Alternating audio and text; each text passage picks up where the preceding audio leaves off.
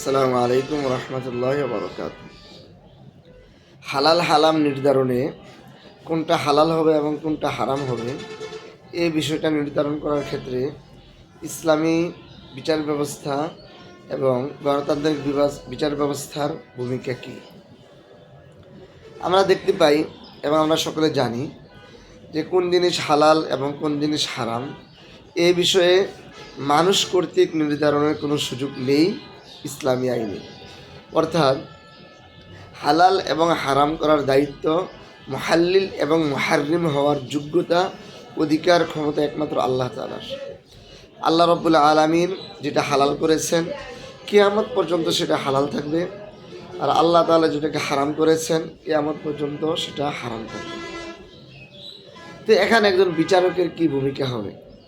একজন বিচারক এখানে তার কাছে যখন কোনো হালাল হারাম সংক্রান্ত বিচার যাবে তখন তিনি কোরআন এবং সুন্নাহ খুলে দেখবেন আল্লাহ তাআলা কোনটাকে হালাল করেছেন এবং কোনটাকে হারাম করেছেন।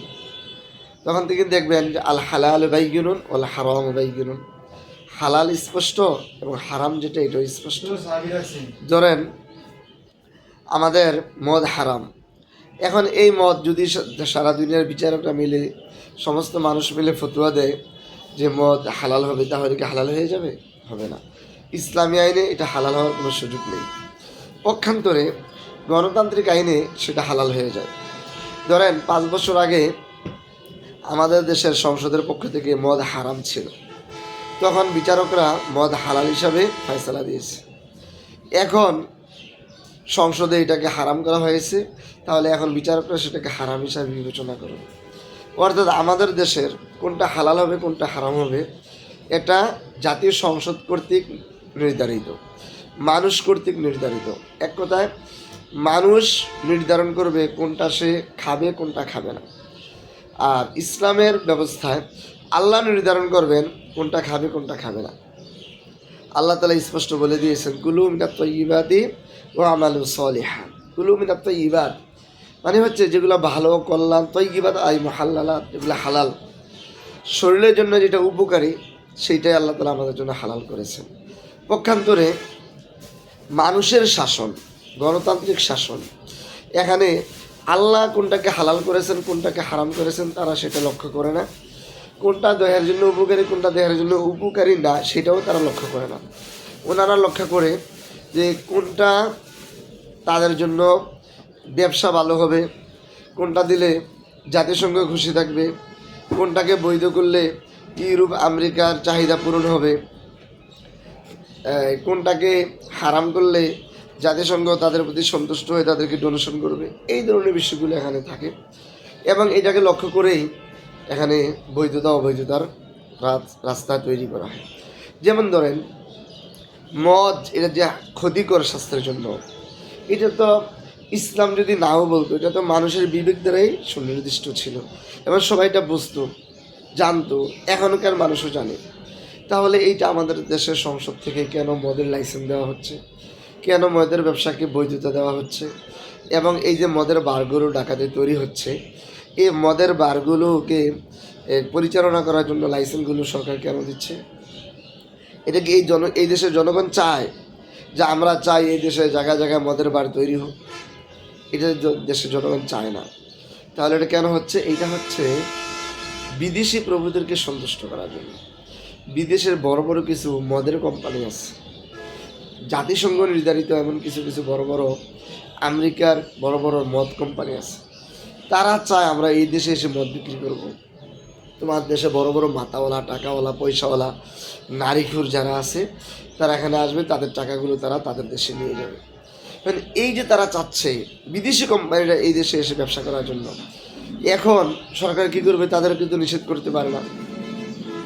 এই চাওয়াটা কিন্তু এই দেশের জনগণের পক্ষ থেকে না, যে এই দেশের জনগণ চাচ্ছে আমরা এখানে মদের বার খুলবো, মদ বানাবো, মদ বিক্রি করবো, বিষয়টা কিন্তু এমন নয়। বরং আন্তর্জাতিক মদ কোম্পানিগুলোকে সুযোগ দেওয়ার জন্য এই দেশে মদের লাইসেন্সটা দেওয়া হয়েছে। আবার দেখেন এই দেশে যে ধর্মপান মুসলিম, তারা কি চায় আমরা বেপরদা হয়ে খালি গায়ে রাস্তায় ঘোরাফেরা করব? তাহলে এটা তো রুচিসম্মত যে কোনো মানুষ চাবে না, কোনো নারীও চাবে না, কোনো পুরুষও চাবে না। তাহলে এই দেশে এই পোশাক ছাড়া রাস্তায় হাঁটার যে অধিকারটা, অনুমতিটা, এটা কেন দেওয়া হয়েছে? এটা হচ্ছে ওই যে বিদেশি প্রভুদেরকে সন্তুষ্ট করার জন্য।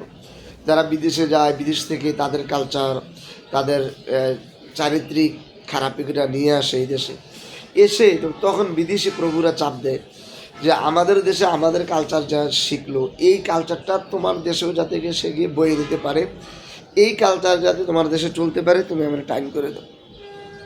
এখন আইন করে দিয়েছি পোশাক প্রত্যেকের স্বাধীনতা, যে যেই পোশাক পরে এই পোশাক পরতে পারবে। অথচ পোশাক কিন্তু স্বাধীনতা না, এটা আল্লাহর পক্ষ থেকে নির্দিষ্ট। আমার শরীরের কতটুকু ডাকতে হবে, কিভাবে ডাকতে হবে, কোন পর্যায়ে ডাকতে হবে, এটা ইসলাম পক্ষ থেকে সুনির্দিষ্ট। এখানে মানুষ বললেই হবে না যে যার যার পোশাক তার তার স্বাধীনতা। তো এইভাবে আমি বলতে চাচ্ছি যে এই যে বিচার ব্যবস্থাটা, এই বিচার ব্যবস্থায় যদি আপনি এখন যান, তাহলে বিচারক কিভাবে আইন করবে, কিভাবে ফায়সালা করবে, কিভাবে আপনার বিচারটা করবে? আপনি যদি একটা মেয়েকে উলঙ্গ পেয়ে বা অর্ধ উলঙ্গ পেয়ে, অথবা তাকে এভাবে একটা বিশ্রী পোশাকে পেয়ে যদি আপনি তাকে আদালতের কাছে নিয়ে যান যে মাননীয় আদালত, এই মেয়েটা এই খারাপ পোশাক, উত্তেজনাকর পোশাক পরে রাস্তায় হাঁটছিল, আর তার কারণে আমাদের রাস্তার, আমাদের মুসলিম অনেক যুবক ক্ষতিগ্রস্ত হচ্ছিল, এখন এটা আপনি বিচার করেন। এখন বিচারক কী করবে? বিচারক কি বিচার করতে পারবে? আর যদি ইসলামী বিচারক হয়ে থাকে, ইসলামী রাষ্ট্র হয়ে থাকে, তাহলে তিনি কোরআন খুলে দেখবেন একটা মেয়ের পোশাক কী, তার শালীনতা কী, তার কীভাবে চলতে হবে। যদি এটা এর বিকল্প পায়, এর বিপরীত পায়, তাহলে উনি বিচার করতে পারবেন। পক্ষান্তরে গণতান্ত্রিক সিস্টেমে এসে বিচারক দেখবেন যে না, পোশাক পরা প্রত্যেকের অধিকার, পরা না পরা তার অধিকার, যে কোনো পোশাক পরতে পারে, সুতরাং তোমরা মেয়েকে ছেড়ে দাও। এবং ইচ্ছা করলে এই মেয়েটা উল্টা আরও যারা ধরে নিয়েছে তাদের বিরুদ্ধে মামলা করতে পারবে। এবং এটা আমরা ঢাকাতে দেখেছি। এক পুলিশ সার্জন, সে একটা মেয়েকে বলেছিল যে তুমি রমজান মাসে কেন উপেল সিগারেট খাও। এই কথা বলার কারণে এই পুলিশের বিরুদ্ধে এই মেয়েকে মামলা করেছে এবং পুলিশের চাকরি করেছে। এবং আরও অসংখ্য যে রমজানের দিনে তারা পাপ করছে আর উলঙ্গ অবস্থা চলছে, তাকে নিষেধ করাও যাচ্ছিল না। কিন্তু যদি এটা ইসলামী আইন হতো, ইসলামী বিচার ব্যবস্থা হতো, তাহলে এই হালাল হারামের ব্যাপারে, অর্থাৎ রমজান রোজা রাখা ফরজ, এটাকে যদি ভঙ্গ করে তার জন্য বিচারের ব্যবস্থা করা সহজ হয়ে যেত। এটা ইসলামী আইনে গেলে তার বিচার আছে, কিন্তু গণতান্ত্রিক আইনে গেলে একটা মেয়ে রমজানের দিনে প্রকাশ্যে বিড়ি খেতে পারছে, রাস্তা হেঁটে চলতে পারছে, খেতে পারছে, তাকে কেউ বাধা দিতে পারছে না। এইটা হচ্ছে দুইটার মধ্যে পার্থক্য।